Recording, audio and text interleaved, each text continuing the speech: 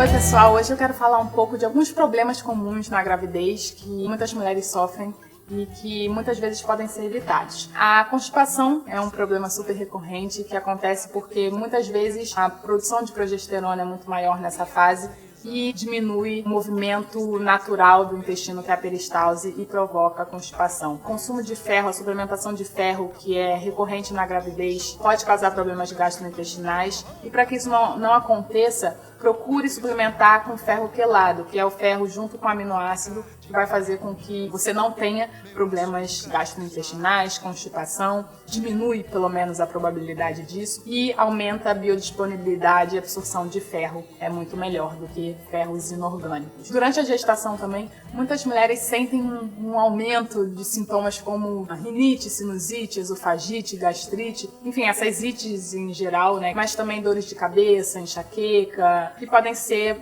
problemas provocados por alergias, né? Proteínas que o nosso corpo não consegue digerir, não consegue reconhecer como algo natural e tenta, né, expulsar de alguma maneira. Evitar alimentos como milho, soja, frutos do mar, excesso de proteína animal, cevada também e trigo. Vê se isso funciona para você e funcionando, tenta evitar esses alimentos, porque daí você vai ter uma gestação muito mais tranquila. Um sintoma clássico da gravidez é o enjoo, que acomete muitas mulheres, principalmente no primeiro trimestre, mas que pode durar a gravidez inteira. Tenho amigas que, gente, elas foram pro hospital passando mal, assim, vomitando. Eu falo, meu Deus. Na gravidez da Flor eu não fiquei nada enjoada. Na gravidez do Nino eu fiquei super enjoada durante 1 mês e meio, 2 meses.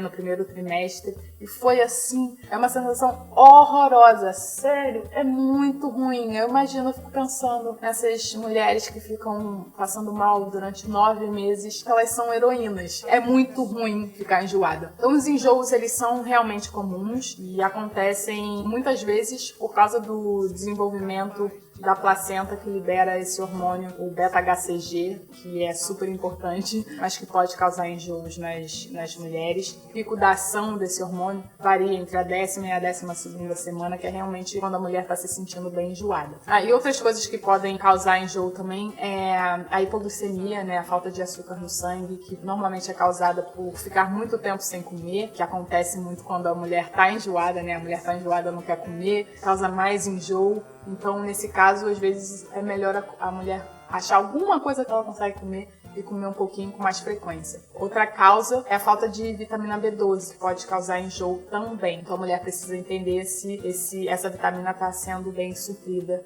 durante a gravidez. Muitas mulheres, elas sentem alívio comendo coisas muito geladas. A temperatura fria, ela diminui a sensação de enjoo. Então chupar gelo, às vezes funciona. Tenho amigas que, quando eu fiquei grávida do Nino, me davam dica. Eu, quando estava grávida do meu filho, eu chupava laranja gelada e era uma maravilha. Eu senti um alívio, sim, comendo grapefruit, toranja, é uma fruta maravilhosa, ela é meio azedinha e amarga ao mesmo tempo e doce ao mesmo tempo, é uma fruta super complexa, mas é maravilhosa. Comi ela bem geladinha, me satisfazia perfeitamente. E assim, mulher tá enjoada, mulher não quer comer, respeita esse momento dela, não é porque ela vai ficar alguns dias e horas sem comer que vai ser um problema grande. Muitas mulheres acabam emagrecendo no primeiro trimestre de gravidez e depois recuperam esse peso lá na frente. E o importante é que quando ela for comer, seja um alimento de boa qualidade para suprir os nutrientes que ela vai precisar bastante.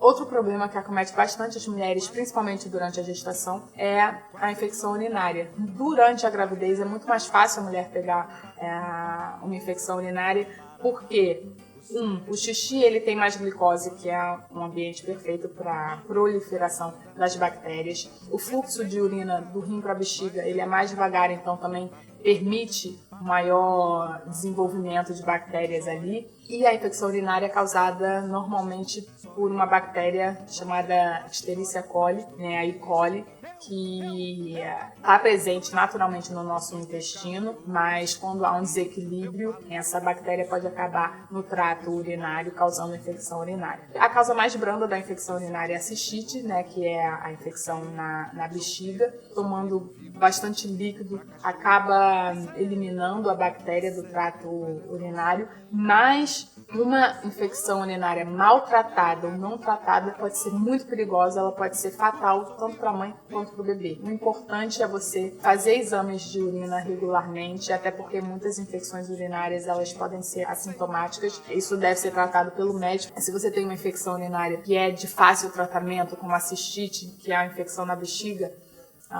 e você não trata direito, a infecção pode subir para o rim, pode causar pielonefrite e muitas vezes infecção mais generalizada. Então é importante diagnosticar a infecção urinária, mas o mais interessante é evitar que ela ocorra, né? E para isso você deve ingerir uma quantidade de líquido suficiente, urinar com frequência, não tentar segurar o xixi, pode dar mais tempo para as bactérias se proliferarem. E, obviamente, tentar diminuir o consumo de açúcar, que é um alimento perfeito para as bactérias. Então, fazendo isso, você pode evitar a infecção urinária. E outro problema muito comum durante a gestação é a diabetes gestacional, que muitas vezes é causada por uma falta de equilíbrio do sistema da mulher, né, da quantidade de insulina que ela está produzindo. A diabetes gestacional ela tende a surgir entre a 20ª e a 24ª semana. Né? Muitas vezes as mulheres fazem exame de diabetes gestacional até a 25ª semana para saber se precisa, né, prestar atenção mais na alimentação ou tomar algum tipo de medicamento. O bebê ele começa a precisar de mais glicose, né, para poder crescer, e isso gera uma resistência à insulina na mulher. A mulher precisa que o pâncreas dela fabrique mais insulina para poder jogar o açúcar para dentro das células. Mas quando essa fabricação de insulina pelo pâncreas da mulher não é o suficiente,